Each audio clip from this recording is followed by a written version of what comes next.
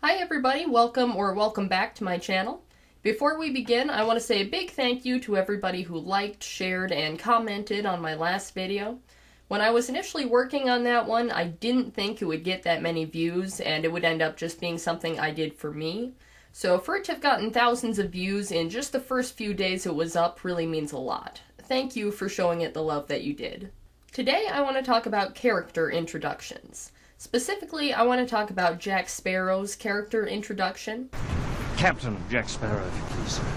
Because I've heard many people over the years say that this is the best character intro they've ever seen, and I'm not here to argue with that. In fact, I completely agree. But despite hearing everyone sing this intro's praises, I haven't really seen anyone bother to break down why it's so great, so that's what I'm doing today. Before we get started, let's talk about exactly what a good character introduction should do. Obviously, it should introduce the character, but how? Well, there are three main things that I believe every great character intro should do, so let's go over those together.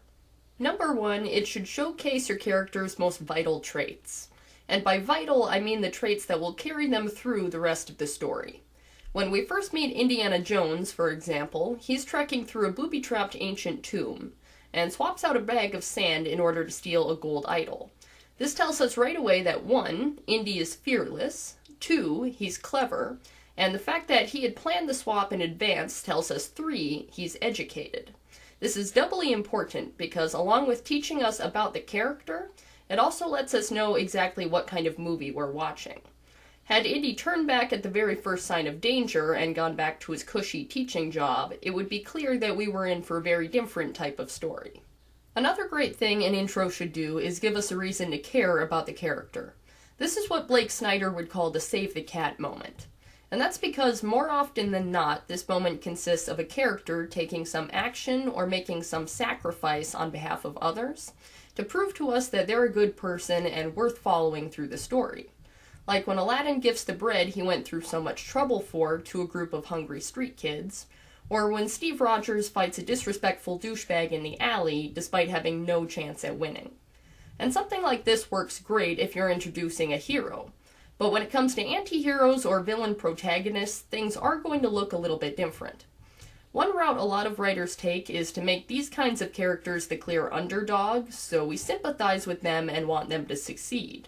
Like how Walter White is stuck in 2 dead-end jobs, struggling to make ends meet, and disrespected by literally everyone in the first episode of Breaking Bad.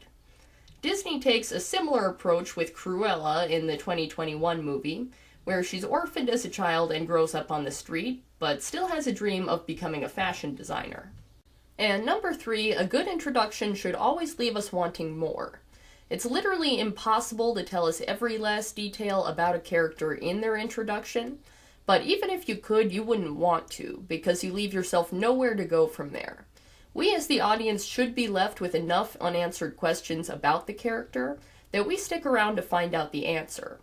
And what those questions are is going to vary depending on the character, story, and genre. It doesn't always have to be some great mystery. It can be as simple as us wondering whether or not they'll get engaged to their boyfriend, like with Elle Woods in Legally Blonde. And as the story continues, you'll answer some of these questions, then present others to take their place. Will Elle get Warner back after he's dumped her? I guess we'll have to keep watching to find out. But I'm veering away from introductions now, so let's get back on track and talk about Jack Sparrow like I promised. There should be a captain in there somewhere. I'm not going to play his entire intro uninterrupted because I don't want to get copyright claimed, but I will link the clip in the description, so if you want to watch the entire scene without me jumping in, you can do so right now. Okay, assuming you're still here, let's get started.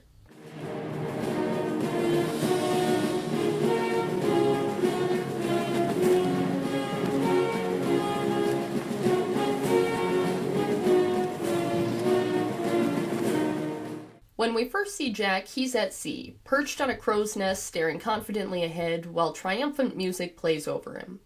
Right off the bat, this showcases one of Jack's main character traits. He's confident.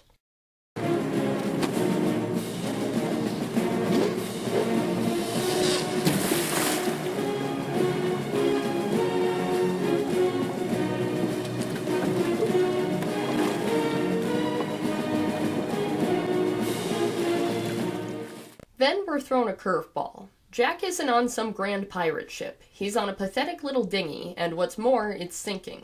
This showcases another really important thing about Jack, which is that we never know what to expect when he's around.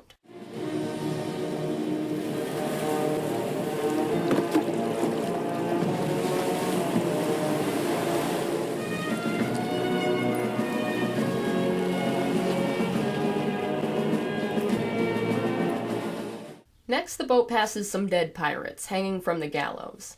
Jack pauses what he's doing and duffs his hat to them as he passes.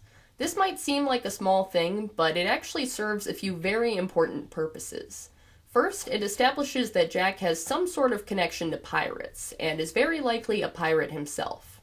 Second, this actually serves as Jack's save the cat moment, because it tells us that whatever else he might be, Jack is someone with a moral code.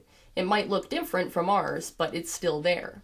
He's in a potentially dangerous situation here, but he still takes the time to pause and acknowledge these poor lost souls.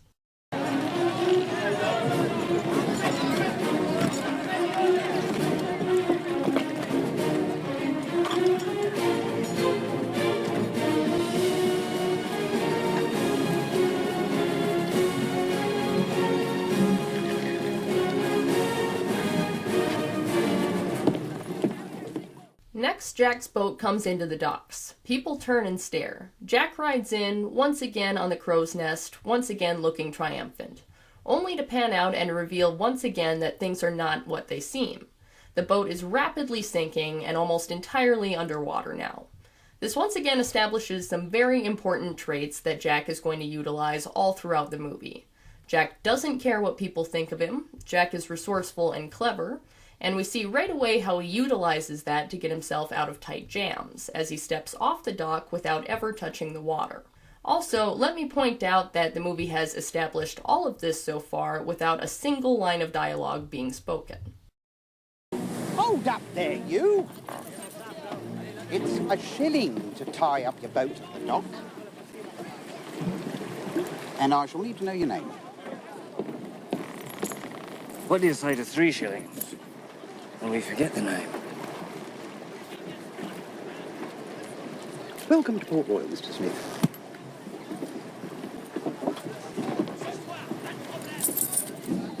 Finally, once Jack is on the dock, he bribes the bookkeeper, refuses to give his name, and steals the guy's purse, which is worth 3 times as much as the bribe he gave.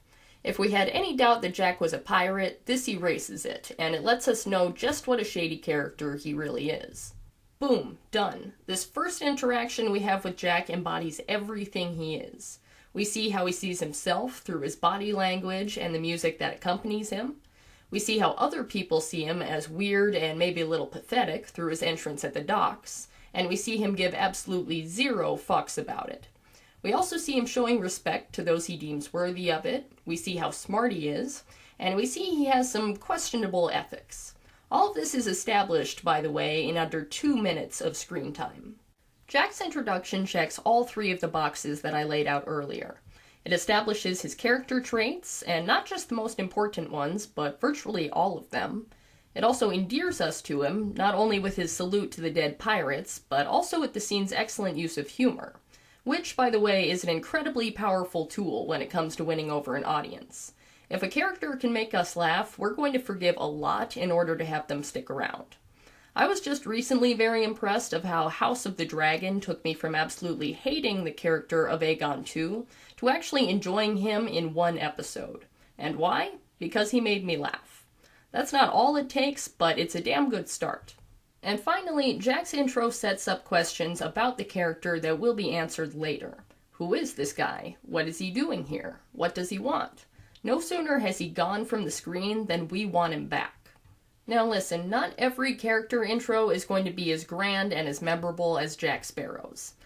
Captain Jack Sparrow. I don't want you to come away from this video thinking that they all have to be, because character introduction is going to vary wildly, based not only on the character you're writing for, but also the genre you're writing in. You can't introduce Cinderella the same way you introduce Jack Sparrow. That just wouldn't work. Ultimately, it all comes down to those 3 things that I mentioned earlier. Those again being, 1. Show us the traits your character possesses that will be most important to the story and their development.